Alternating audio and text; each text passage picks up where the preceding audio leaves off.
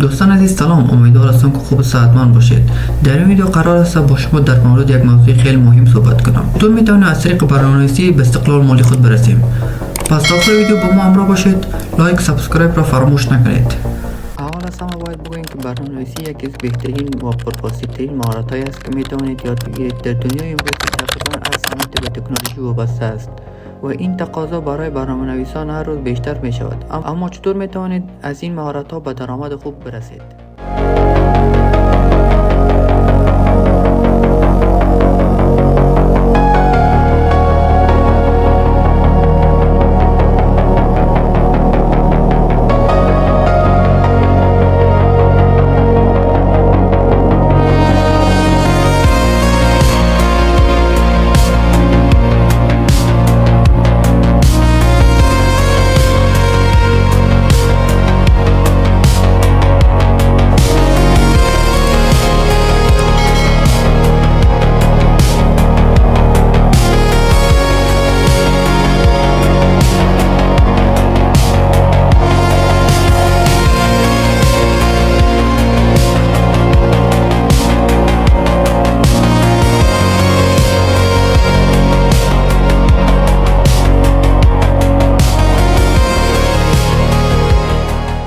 یادگیری مداوم.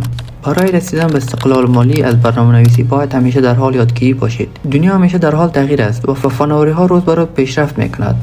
اگر بخواهید موفق شوید باید با تکنولوژی‌های جدید آشنا شوید و از آنها استفاده کنید.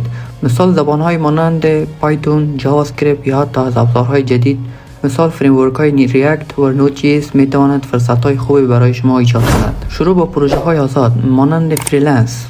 یکی از سریع‌ترین راه‌ها برای شروع کسب درآمد از برنامه‌نویسی کار کردن به عنوان فریلنس است. سایت‌های مثال فریلنسر، اپورک و فایور این امکان را به شما می‌دهد که پروژه‌های مختلف بگیرید و از مهارت‌های خود درآمد کسب کنید. شروع با پروژه‌های کوچک و جمع‌آوری نمونه‌کارها می‌تواند به شما کمک کند تا اعتبار خود را افزایش دهید و پروژه‌های بزرگتر بگیرید. ساخت محصول خود پروداکت یکی از بهترین راه‌ها برای رسیدن به استقلال مالی است. ساخت یک محصول دیجیتال است. این میتواند یک اپلیکیشن یا وبسایت باشد. از طریق فروش یا اشتراک ماهیانه درآمد داشته باشید. توسعه مهارت‌های مرتبط به کسب و کار. علاوه بر برنامه‌نویسی باید مهارت‌های دیگری مثل بازاریابی دیجیتال، فروش و مدیریت پروژه را هم باید یاد بگیریم. این مهارت‌ها با شما کمک می‌کنند تا محصولات یا خدمات خود را بهتر معرفی کنید و در نهایت درآمد بیشتر کسب کنید. اگر بخواهید یک استارتاپ را پیاده سازی کنید یا خدمات خود را به مشتریان به فروش برسانید، این مهارت‌ها حیاتی می‌باشد. شبکه‌سازی و ارتباطات با افراد حرفه‌ای. برای موفقیت در این مسیر ارتباطات شما بسیار مهم است. سعی کنید با افرادی که در صنعت فناوری کار می‌کنند ارتباطات برقرار کنید. این شبکه‌سازی می‌تواند با شما فرصت‌های شغلی و پروژه‌های جدید بدهد که به شما در رسیدن به استقلال مالی کمک خواهد کرد. در نهایت می‌خوایم بگوییم که از رسیدن به استقلال مالی از طریق برنامه‌نویسی نیاز به تلاش و پشتکار دارد. شما باید با انگیزه در این مسیر ادامه دهید. اگر سخت کوشی خودتان را به طور مداوم ارتقا دهید می‌توانید به راحتی به هدف خود برسید. اگر سوال دارید یا نظر خاصی دارید خوشحال میشم در کامنت بنویسید.